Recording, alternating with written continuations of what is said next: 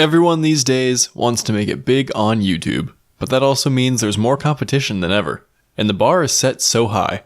Successful YouTubers have fancy cameras, fancy editing software, and generally a lot of years of experience that got them to their current status.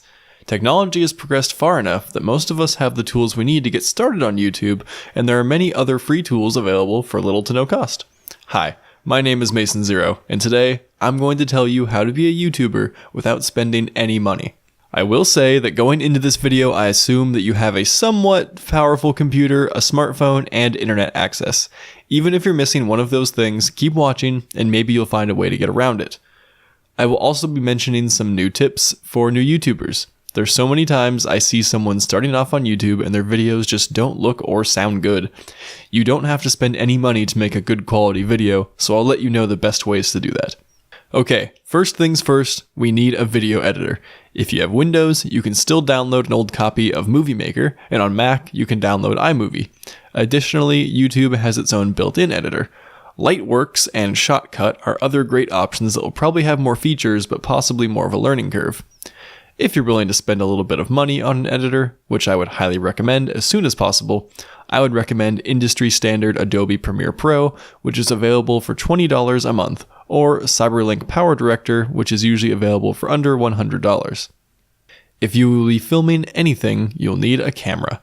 If you own a smartphone, which most people do these days, you already have a very high quality video camera in your pocket. This is just fine for YouTube, and most people won't know that you're using a phone. Also, it's infinitely better than using a built-in laptop webcam, which is generally low quality. The main issue with this comes from finding a place to put the phone, since it may not stand up very well if you don't have something to hold it. You can probably rig up something to set it on, but I would recommend getting a tripod with a smartphone attachment. I bought a mini tripod with a phone mount for just $10, and I bought just the attachment for my existing tripod for $7. This is a small investment that will make your filming setup more versatile and probably a lot easier to work with. In terms of cameras, using your smartphone camera might work fine for you for a long time. I still use it for a lot of my videos. These cameras record 1080p video. As you grow and can drop a couple $100 or so on something else, look around for dedicated camcorders. There are plenty out there that are within the $200 range, but you definitely don't need to start out with it. If you plan on capturing your computer screen to record tutorials or video games, there are some great free tools for you. OBS is probably the most well-known screen capture software, and it does a great job. I'm not going to go through a whole tutorial on this software because it can be complex, but once you get set up, it'll be smooth sailing from there. You can use this software for live streams or for recordings to be edited later. I like OBS for recording my screen, but I personally don't prefer it for recording video games. For that, I turn to Razer Cortex. Razer is a brand that's all about gaming. Their free Cortex software can optimize your system for playing games, defragment your games, and most importantly, record your games. I personally find that it records my games better than OBS, but that may just be due to a lack of understanding of OBS settings on my part. Either way, Cortex is definitely more user-friendly when it comes to recording games. It also saves recordings in a more common file format than OBS, but I'll talk about file formats a bit later. Next, we need ways to record and edit audio. If you have voiceovers or plan on talking or singing, you need a microphone. If you have a smartphone, you can get away with the built-in microphone on it. If your phone has a headset with a microphone like iPhones come with, then that's even better. This is certainly not ideal, but it will sound better than the built-in microphone of your laptop or of your digital camera. If you can plug your headset or other microphone into your computer to record, that is definitely preferred. Otherwise, you will need to make sure you have a way to send a voice recording from your phone to your computer. Emailing it to yourself will work if there isn't another way. Eventually, you will want to purchase a nicer microphone. One of the most common starting microphones is the Blue Yeti, but there are plenty of great options within various price ranges. Having a microphone is one thing, but now we need a way to record the audio and edit it. Depending on what video editor you have, you may have the option to record directly into that program. Then your audio will be already in your project. However, my preference is to use the free program Audacity. This program has no business being free, as it's packed full of useful audio features. It is plenty powerful enough for recording your voice for a YouTube video. Just make sure your input device is properly set and start recording. Now here comes one of my YouTube tips. One thing I hate about new YouTubers is bad audio. It turns me off from the video, especially when more professional creators have audio that is crisp and clear.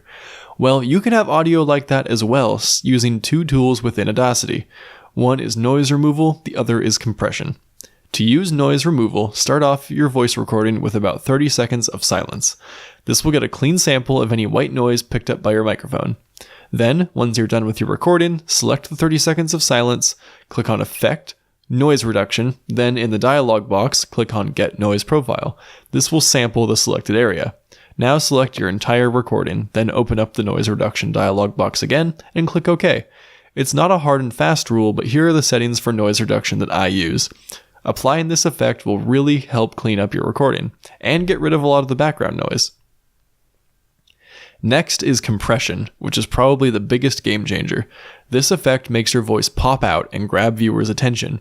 Essentially what it does is increase the volume of quiet parts and decrease the volume of loud parts, which results in a more consistent recording that's easier on the ears. This doesn't sound like it would make that much of a difference, but it really does. Again, these settings aren't set in stone, but these are the levels I prefer to use for my videos. Hopefully this tip will help you out. Honestly, I think it is the one easy thing that will vastly improve most subpar videos. In today's world, one of the most important aspects of your video isn't even the video, it's the thumbnail. It has to grab the attention of a potential viewer and make them click on it. Obviously, if the content sucks, they'll just leave immediately, but getting them to the video at all is the first big step. If you have a good eye for graphic design or what catches the eye of a viewer, then you're already in luck. The go-to for making thumbnails is of course going to be Adobe Photoshop, but that costs money. Similar to Premiere Pro, it costs $20 a month. If you want to get super low tech and don't want to get too much into graphic design, you can slap some text on top of an image in Microsoft Paint, and that will be infinitely better than using YouTube's suggested thumbnails from your video. GIMP is a popular free Photoshop alternative, but will of course have a learning curve. If you're willing to learn another program, I highly suggest trying it out. Another thumbnail option is actually wrapped into a super useful browser extension called TubeBuddy.